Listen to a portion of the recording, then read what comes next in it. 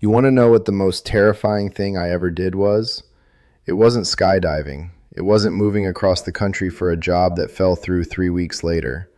It was sitting in a parking lot in Phoenix, Arizona, with $4,000 in my bank account, a one-way ticket to Vietnam on my phone, and absolutely zero idea what I was going to do when I landed. I'm not exaggerating when I say I had no plan.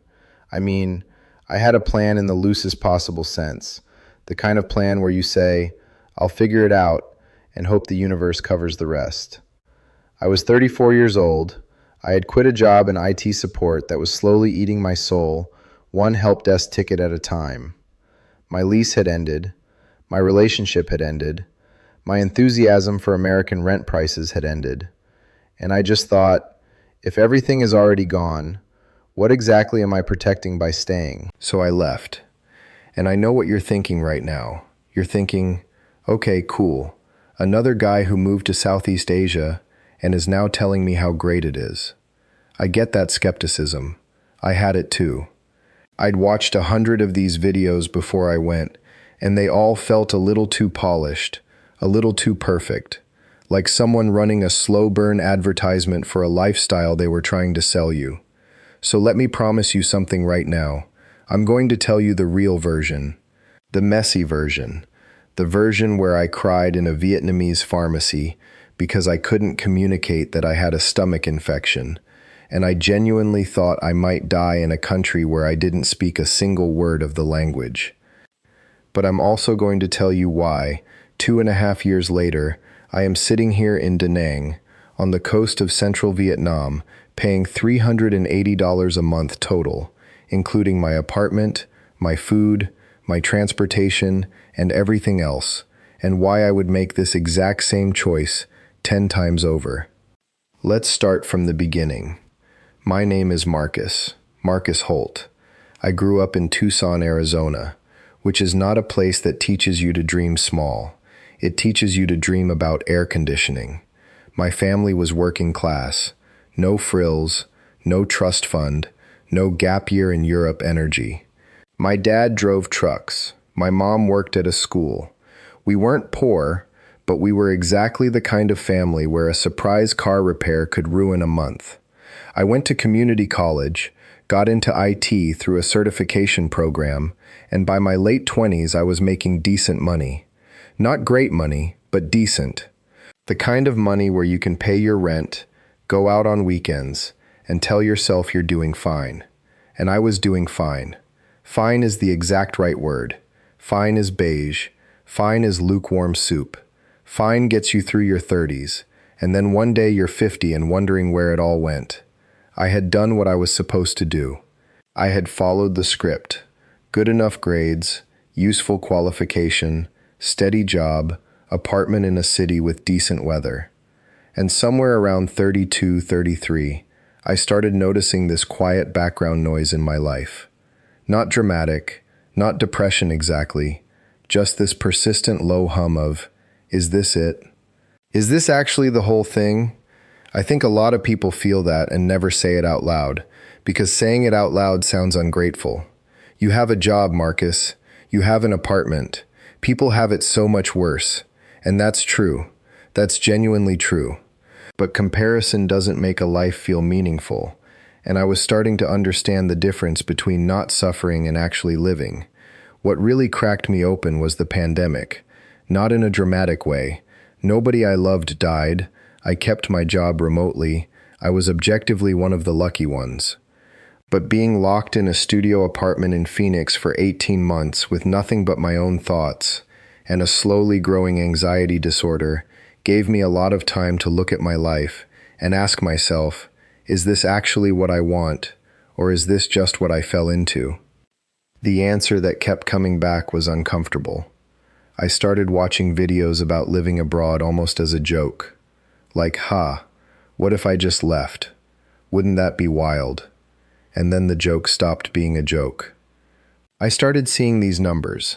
People living full lives in places like Thailand, Portugal, Mexico, Vietnam, for fractions of what I was spending in Phoenix just to maintain a perfectly mediocre existence. I got a little obsessed. I made spreadsheets. I compared cities. I watched more videos than I'm willing to admit, and Vietnam kept coming up. Da Nang specifically kept coming up, a city on the coast, right on the South China Sea, with this long white sand beach called Mai Khe that locals and expats both lived right alongside. A city with real infrastructure, good internet, hospitals, a coffee shop on every corner, but priced like it was still a decade behind everywhere else. People were talking about apartments for $200 a month, meals for $1.50. I thought those numbers were lies. Marketing, YouTube bait. And then I did enough research to realize they were in fact real. They just required you to actually go. So I started planning, and planning some more. And eventually I realized that planning was the thing I was hiding behind, because I was scared. I could plan forever and never leave. I had to just pick a date.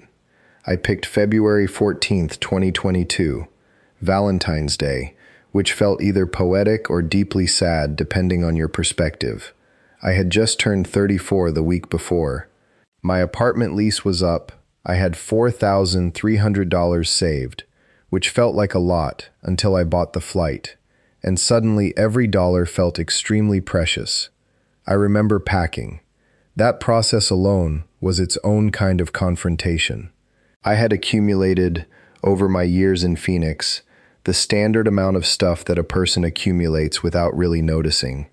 Boxes in the closet, a drawer full of cables for devices I no longer owned, clothes I kept for reasons I couldn't explain. I sold what I could on Facebook Marketplace. I gave away more than I sold.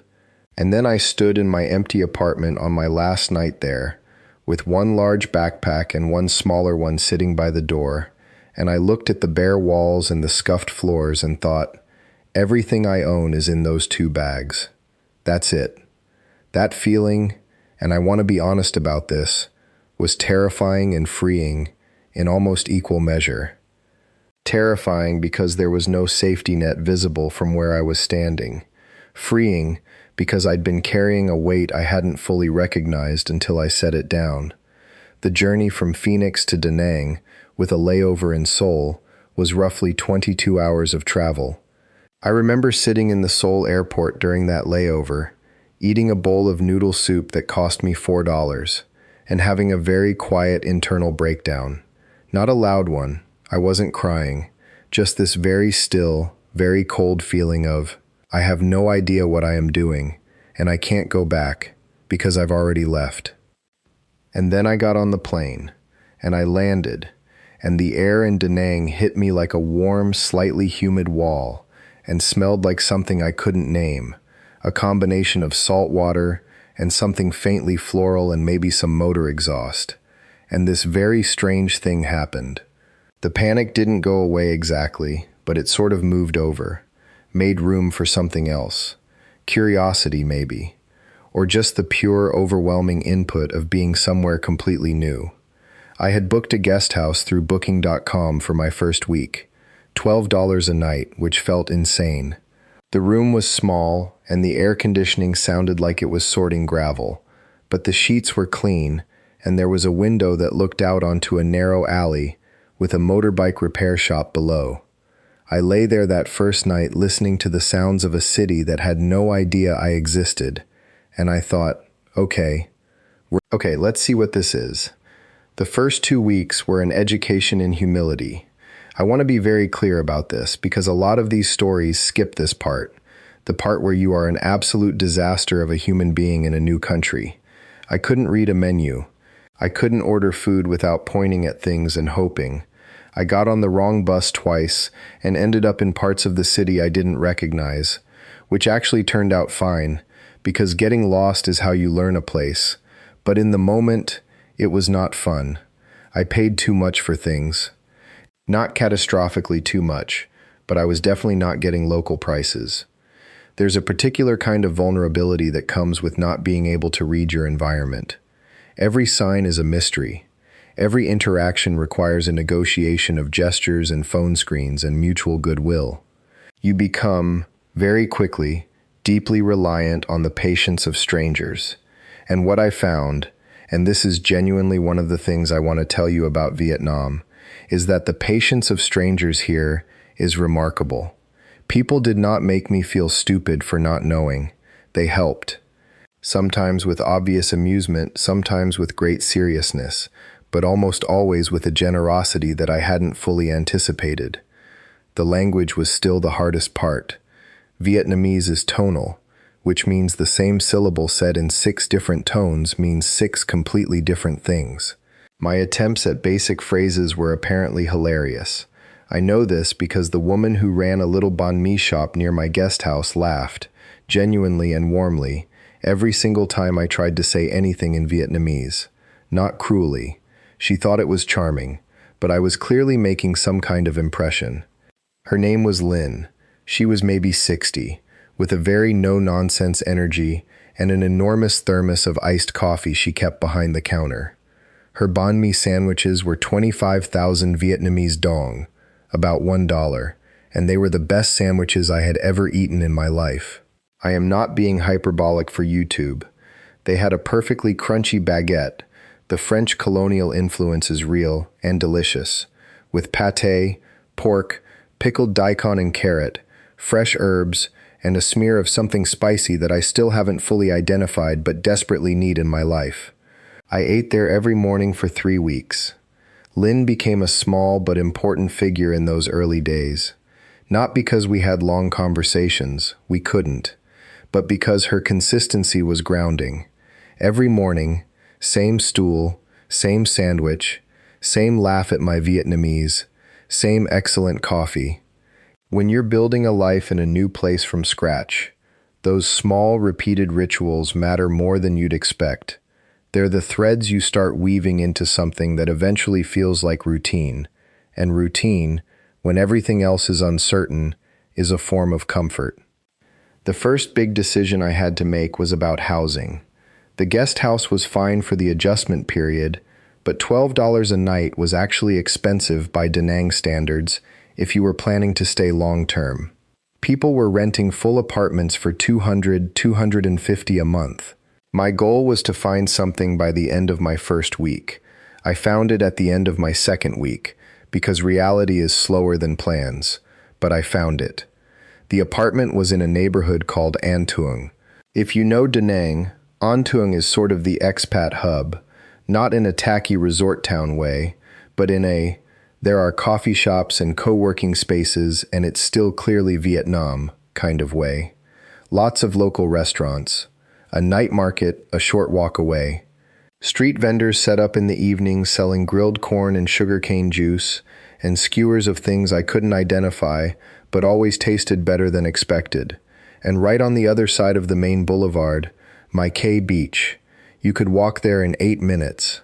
I timed it. The apartment was $210 a month. A studio, but a real studio, not a shoebox. High ceilings, a little balcony, a full kitchen, a Western-style bathroom. Fast enough Wi-Fi for video calls. The landlord was a man named Tuan, who spoke about 40 words of English and communicated everything else through a translation app that he used with extraordinary confidence. We managed. He was one of the most decent people I've ever interacted with. He fixed things promptly. He showed up on time. He once left a bag of lychee outside my door with no explanation, and I just accepted it as a gift from the universe. The day I moved in, and by moved in I mean carried 2 backpacks up 2 flights of stairs and arranged them in a corner, I stood on the little balcony and looked out at the rooftops and the sliver of street below, and thought something I hadn't thought in a very long time. I'm excited about tomorrow. Not anxious about it. Not dreading it. Excited. That felt significant. So, week 3, I had an apartment. I had a neighborhood. I had a banh mi woman who laughed at my Vietnamese. And I had, at this point, about $3,800 left, because the guest house and various setup costs had taken a chunk. I needed to figure out money. This is another part that videos sometimes gloss over, the income question. Because living cheaply is only half the equation. You need income too. Even if your expenses are $380 a month, $380 has to come from somewhere. I had two things going for me. One was that my old IT job had ended, but I still had contacts in the industry who occasionally threw me freelance work, mostly remote troubleshooting and some basic network setup documentation that I could do from anywhere with a decent internet connection. It wasn't reliable income, but it was something. The second thing was that I had started looking into English tutoring before I left. The demand for English tutors in Vietnam, particularly from working adults and university students preparing for proficiency exams, is real and ongoing. I wasn't planning to teach kids in a classroom. That whole English school circuit has its own complicated world, but online one-on-one tutoring through platforms like italki was something I could start relatively quickly. Those first few weeks of income were genuinely humbling. I made $12 from my first tutoring session. I made $40 from a small freelance job that took me 3 hours. The numbers felt tiny because they were tiny. But here's the thing. When your rent is $210, tiny income goes further than you'd think. I wasn't comfortable, but I was moving in the right direction. And movement matters more than comfort when you're in the early phase of something new. I made my first $12 from a 1-hour English tutoring session in Da Nang, sitting at a cafe in An Tuong with a Vietnamese finance professional who wanted to practice business English. I remember thinking, okay, it's going to be slow, but this is actually working. I want to stop for a moment and talk about the money side of this in a way that's genuinely useful rather than just impressive sounding. $380 a month. Let me break that down, because people always want to know if it's real. Rent, $210. The apartment in An Tuong I just described, the biggest single expense by far. Food, roughly $80 to $90. This sounds impossible until you understand that a full meal at a local restaurant here, a real, freshly cooked meal, costs between $1 and $2.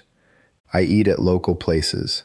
I drink Vietnamese coffee, which is strong, cheap, and frankly better than 90% of what I was drinking in Phoenix. I shop at the local markets for fruit and vegetables. I cook maybe 3 or 4 times a week at home. If I go to a Western restaurant, and there are some good ones in Da Nang, that's maybe $8 to $12 for a meal, which I do occasionally but not as my everyday. $80 to $90 covers me completely, with room for small indulgences. Transportation, around $25 to $30. I rented a motorbike for the first several months before buying a second-hand one for about $500, a big upfront cost I factored in separately. Day to day, motorbike costs are almost nothing. Petrol is cheap. Parking is cheap. I occasionally take a Grab, the Southeast Asian equivalent of Uber, which is inexpensive. Miscellaneous, phone, internet already included in my rent, toiletries, the occasional beer at a local spot, anything else that comes up, roughly $20 to $30. Add it all up, and you land right around $370 to $400 depending on the month. $380 is my consistent average. Is this the cheapest possible way to live in Da Nang? No. There are people living on less, in less comfortable situations. Is it a comfortable, real, fully functional adult life? Absolutely. I swim at the beach. I have fast internet. I eat well. I'm not roughing it. I'm just living at a local scale in a city where local scale is genuinely affordable. Now, one thing I want to address here that people always bring up, what about the unexpected costs? The things you didn't budget for? And this is fair, because there are always unexpected costs. In my first year, I had a motorbike repair that cost me $30.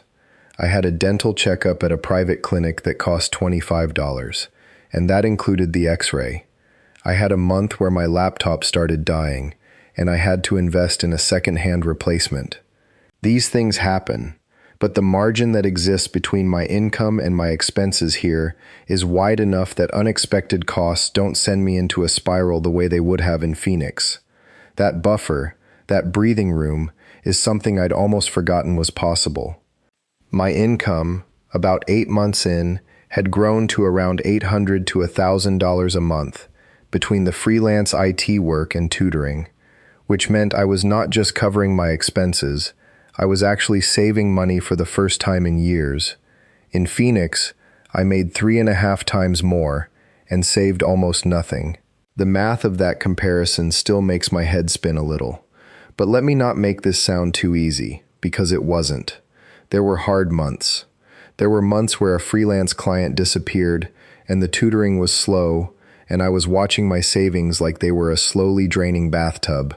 And there was one month, around month 5, where I got genuinely sick, with what turned out to be a fairly serious gastrointestinal infection, and I had to navigate the Vietnamese healthcare system with no health insurance, no translator, and a rapidly failing ability to stay calm. That's the pharmacy story I mentioned at the beginning. I walked into a pharmacy near my apartment. There are pharmacies everywhere in Vietnam, almost like Starbucks in terms of density, and tried to explain what was wrong. The pharmacist was a young woman who spoke no English. I had my phone out trying to use Google Translate, but I was also genuinely feeling terrible, running a low-grade fever, and my ability to construct coherent translated sentences was not great. I kept typing "stomach sick, bad bacteria, need antibiotic" into the app, and it was producing something in Vietnamese that clearly didn't make sense, because she kept looking at me and then at my phone with an increasingly concerned expression. I ended up calling a Vietnamese friend. I had by that point made one genuine Vietnamese friend, a guy named Qua who I'd met at a co-working space, and he talked her through what I needed over the phone. She gave me the right medicine. I went home, took it, and felt better within 48 hours. The whole thing cost me $11, medicine included. For context, that same illness in the US, with a clinic visit and prescription, would have cost several $100s minimum without good insurance. Vietnam's healthcare is not perfect. The public hospitals can be crowded and logistically challenging for foreigners. But the combination of accessible pharmacies, affordable private clinics, and the general efficiency of the system means that most minor to moderate health issues are handled quickly and cheaply. I now carry international health insurance that covers me in Vietnam and costs about $40 a month, which I factor into a slightly higher version of my budget. But even that initial uninsured experience was manageable. Here's something nobody tells you about getting sick alone in a foreign country, though. It's a test. A real one. Not a fun one, not a romantic one, just a genuine test of whether you can hold yourself together when things go wrong and you're on your own. And passing that test, even in a messy, imperfect way, even with Qua on the phone translating for a pharmacist at 9 at night, gave me a confidence I hadn't felt in years. Maybe ever. Because I handled it. Imperfectly, but I handled it. And that's the thing about living somewhere that keeps you genuinely a little outside your comfort zone. Every time you navigate something difficult, you add a layer. You get a little more solid. By month 6, my Vietnamese was bad but improving. I could order food. I could ask for directions, or at least understand enough of the response to pantomime my way to the right street. I had started taking informal language lessons from a university student named Heint, who charged me $5 an hour, and who had the patience of a saint and the polite bewilderment of someone who had never encountered a person quite as tonally challenged as I apparently am. She told me once, very kindly, that my Vietnamese had a lot of personality. I'm choosing to take that as a compliment. But here's the thing about language learning that nobody really prepares you for. Even when you're bad at it, the attempt matters enormously. Vietnamese people respond to the effort in a way that genuinely opens doors. The moment you try, even badly, even with completely wrong tones, even when the woman behind the counter has to physically stop herself from laughing, something shifts in the interaction. You're not a tourist anymore. You're something else. Someone who is trying. And that's respected here, in a way that feels real and not performative. I had a small but genuine social circle by this point, Qua, a Canadian woman named Petra who was running a remote graphic design business from Da Nang, and a British guy in his 50s named Simon who had retired early and spent most of his time either on the beach or in an absolutely excellent local coffee shop he'd adopted as his unofficial office. These people became important to me in a way that surprised me, because when you don't have your old social infrastructure, co-workers, old friends, family nearby, you build something new out of whoever shows up. And whoever shows up in a place like Da Nang tends to be people who made a similar choice to leave something behind. That creates a particular kind of bond fairly quickly. You don't need years of shared history when you share a certain kind of decision. The decision itself is the shorthand. Simon was someone I learned a lot from, actually.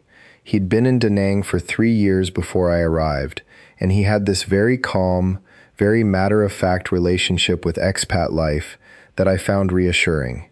He didn't romanticize it. He didn't complain about it either.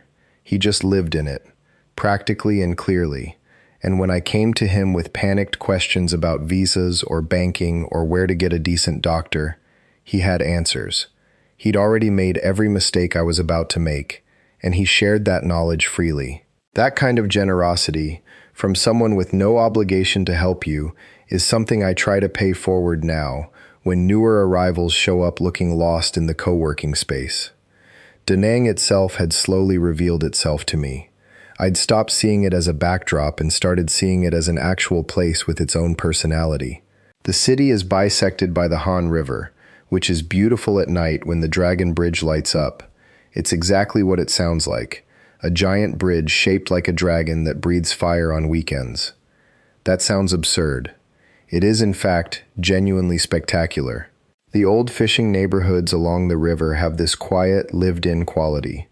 Older women sitting outside cooking, kids playing in the alleys, elderly men playing chess in the shade of a tree that has clearly been there longer than most of the buildings around it. And then 5 minutes away is the beach, where the water is warm and clean and you can rent a plastic chair for 50 cents and stay as long as you want. The food culture deserves its own conversation. Da Nang is the home of mi quang, a regional noodle dish with turmeric-tinted broth, pork, shrimp, fresh herbs, and these crispy sesame rice crackers you crumble over the top. It's unlike anything I'd had before, and I've had it probably 300 times since arriving, and I'm still not tired of it. There's also bun cha ka, a fish cake noodle soup very specific to this city, that you can get for about $1.20 at any number of small shops where the broth has been going since 5 in the morning. And the seafood from the coast is extraordinary. Grilled clams with green onion oil, fresh squid done simply, just salt and lime, whole fish steamed with ginger and scallion, all of it available for prices that still make me do a quiet double take when I look at the bill. I want to tell you about one meal specifically, because I think it captures something about what daily life here actually feels like. About 4 months in, Qua took me to a place near the river that I would never have found on my own. No sign in any language I could read. 4 plastic tables on a strip of pavement, a woman cooking over a single gas burner. We had 2 bowls of bun bo hui, a spicy beef noodle soup from the city of Hue, which is about an hour north of Da Nang, 2 Vietnamese iced coffees, and a shared plate of fresh herbs and lime. The total bill for both of us was about $3, and the soup was extraordinary. I mean that. Restaurant quality by any standard, by a woman on a street corner who had probably been making that exact soup for 30 years. Qua watched me eat it and said, "This is why I think people who have never been here can't really understand." And he was right. I had settled into a rhythm. Up early, 6:30, sometimes 7, because Da Nang starts early, and the energy of the city in the morning is genuinely joyful. A quick coffee at home, or a stop at one of the little drip coffee spots where Vietnamese iced coffee, café suada, is 15 cents if you sit at a plastic stool on the sidewalk. A walk or a short motorbike ride through streets that are already busy, already alive, before most of Phoenix would have hit snooze for the second time. Work from home, or from the co-working space until early afternoon. Then, depending on the day, the beach, an errand, exploring a new neighborhood, or just sitting in an air-conditioned coffee shop with a book for 2 hours, which I now had time to do. In Phoenix, I owned 30 books and had read maybe 6 of them. In Da Nang, I'd gotten through more books in 4 months than in the previous 3 years combined.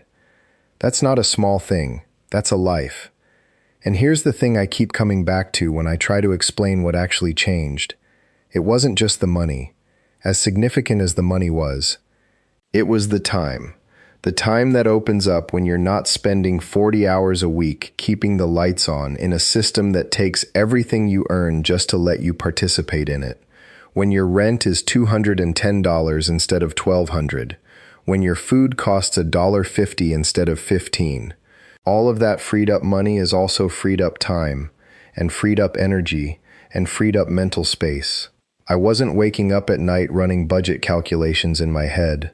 I wasn't dreading Monday morning with that familiar low-grade dread I'd convinced myself was just adulthood. I want to say something honest here, though, something that took me a while to admit to myself, because it felt ungrateful given how much had improved. I still had bad days. I still had weeks where the loneliness of not having anyone who really knew me, like knew my whole history, my family, my full context, felt genuinely heavy. Video calls with my parents helped, but they also made me miss them in a very specific physical way. My mother's voice through a phone speaker is not the same as sitting across the table from her. I knew that going in. I knew it was part of the deal I was making, and I made it anyway. But I want to be honest that there is a cost to that. It's not all beach days and cheap coffee. There are nights where you lie in your apartment in a city of 1 million people and feel very, very far from home. There was one particular Sunday, I remember it clearly because Sundays hit differently when you're alone somewhere far from everyone you grew up with, where I couldn't shake this feeling of total disconnection. Not sadness exactly, more like weightlessness, but not the good kind. Like I'd untethered myself from everything, and the freedom of it and the loneliness of it were completely indistinguishable from each other in that moment. I sat on my balcony for about 2 hours and just watched the street below. A family eating together on their doorstep. A kid chasing a dog. An old man on a motorbike, going nowhere in particular it seemed, just moving through the late afternoon. And I thought, I chose this.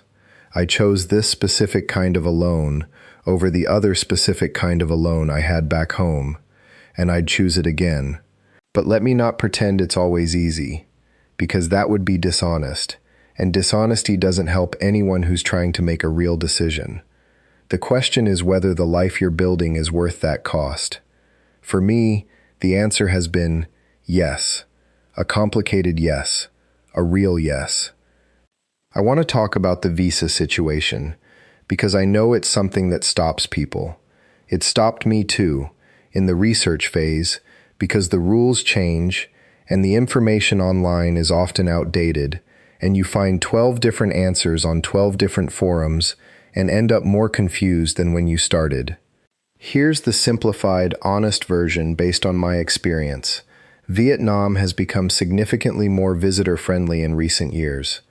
The e-visa is available to most nationalities and gives you a 90-day stay that's straightforward to apply for online. There are also options for longer stays, visa extensions, and, for some people, the possibility of working legally if their income situation qualifies.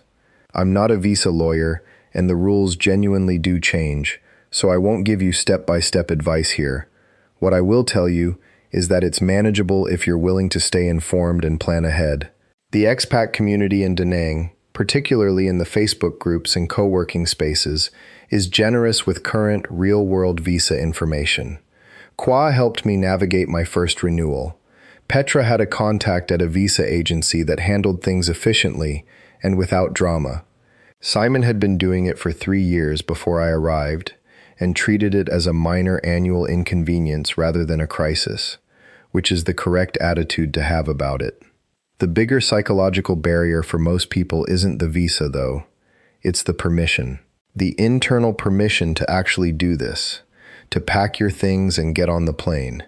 Because you can know every fact about Da Nang, the cost of living, the beach, the food, the visa process, the healthcare, and still be paralyzed, because what you're really afraid of isn't the logistics. Logistics are solvable. What you're afraid of is the not knowing, the complete loss of certainty that comes with leaving behind everything predictable, even if the predictable thing was making you miserable. I know that fear. I sat in that airport parking lot in Phoenix with $4,000 and felt it like a stone in my chest, and I left anyway. Not because I was brave, exactly. I don't think bravery is quite the right word for what I was. I think I was just more afraid of the alternative than I was of the unknown. More afraid of staying than of going. And that's a different thing. Bravery implies you weren't scared. I was scared. I just decided the thing I was running toward was bigger than the thing I was running from. The thing that helped me most was talking to people who had already done it. Not the polished YouTube versions, though those helped, but the real conversations. The ones where people admitted what went wrong, what they weren't ready for, what they'd do differently. That kind of honesty was hard to find, which is part of why I'm trying to give you that here. And here's another thing I'd tell anyone considering this. Go for a month first. Before you quit your job, before you sell everything, before you buy a one-way ticket. Go for a month. Stay in an actual apartment, not a hotel. Shop at the market. Deal with a minor logistical problem. Eat at local places for 30 days and see how your body and your brain respond to being in that environment. If you come back and you're devastated to leave, you have your answer. And if you come back relieved, also your answer. Either way, a month gives you real information instead of assumptions. I didn't do this because I didn't have the money to go twice, but if I had, I would have. Because I am someone who learns by being thrown in, and I was very much thrown in. I can tell you what the cultural learning curve actually looked like, and it was real, and it took longer than I expected. Vietnamese culture has a particular relationship with directness that took me a while to calibrate. In America, when something is wrong, you say it's wrong.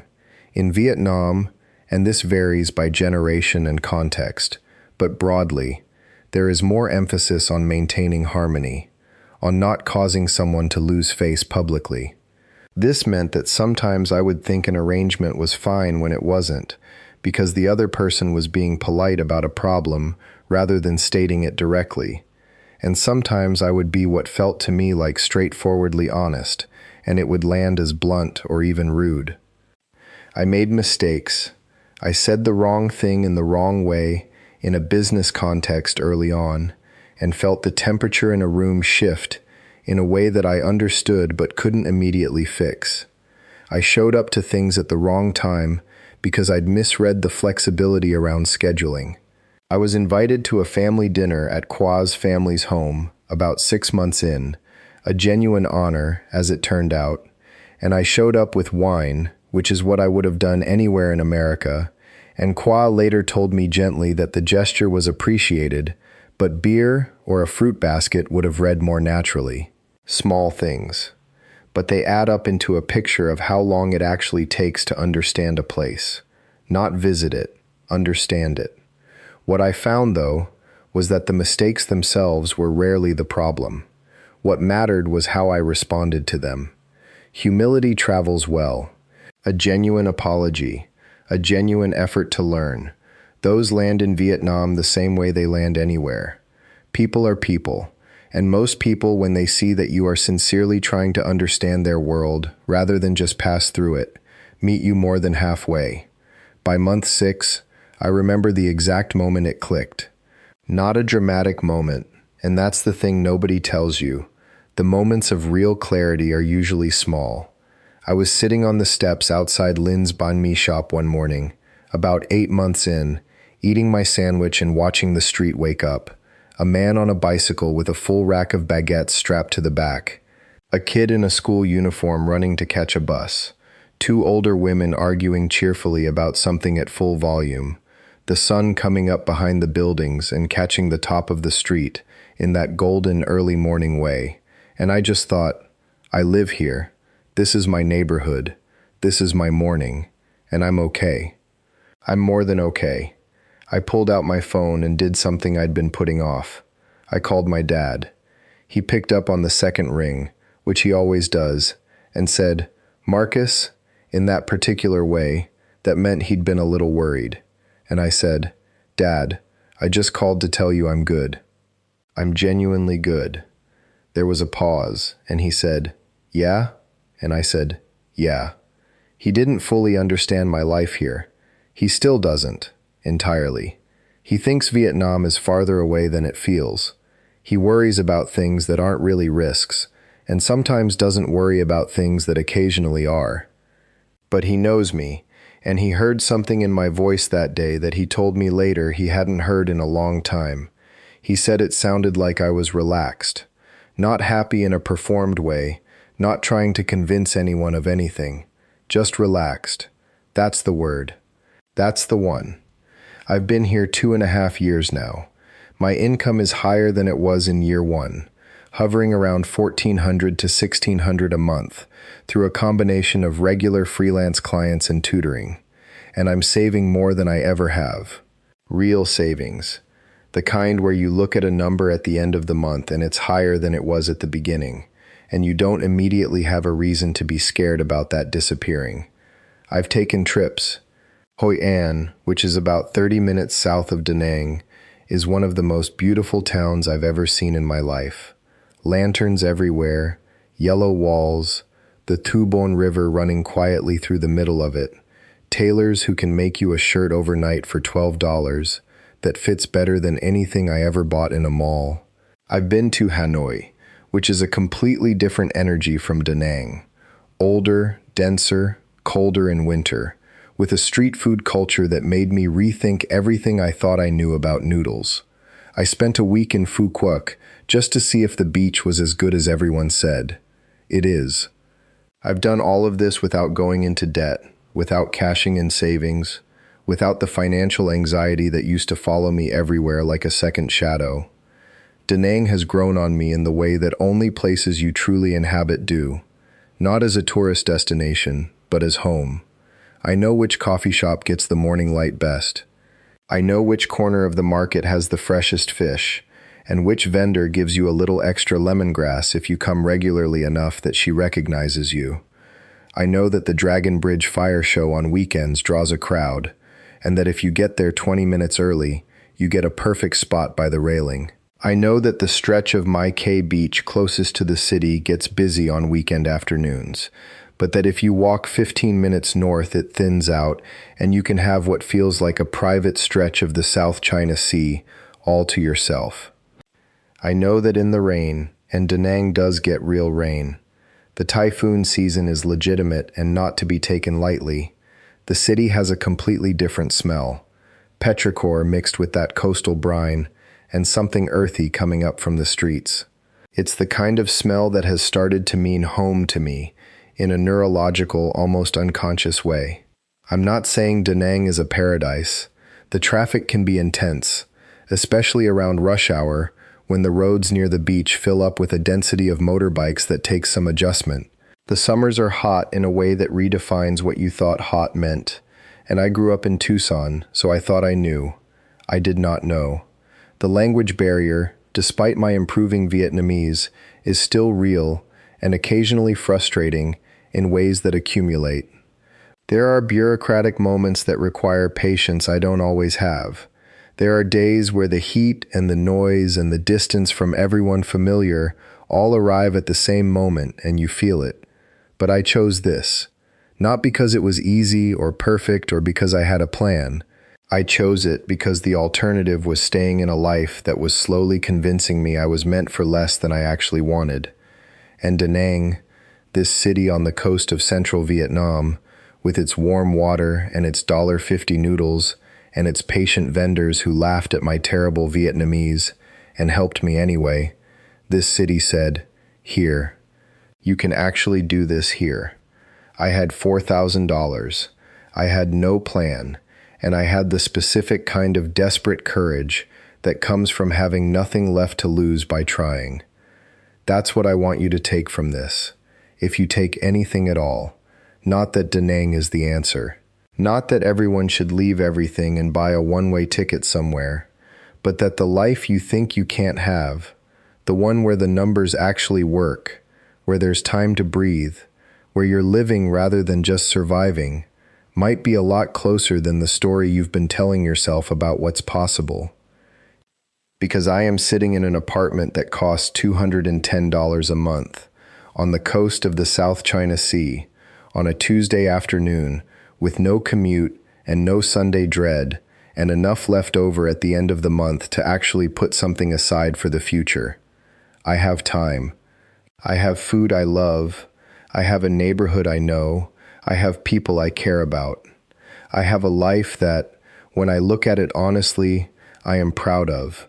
Not because it looks impressive from the outside, but because I built it deliberately, out of a decision that scared me completely, and it turned out to be real. 2.5 years ago, I was sitting in a parking lot in Phoenix with $4,000 and no idea what came next.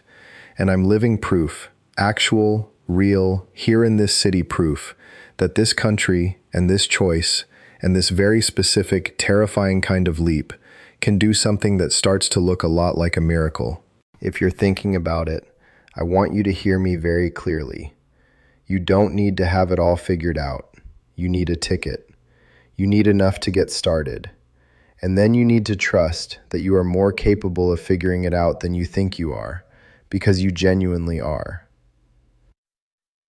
I know because I'm someone who couldn't read a menu, couldn't order a sandwich, cried in a pharmacy, got lost on the wrong bus, showed up to a family dinner with the wrong gift, said the wrong thing in a business meeting, sat alone on a Sunday afternoon feeling the full weight of every mile between me and everyone who knew me, and is now, by any honest measure, living the best version of the life available to me. That's not nothing. That's everything.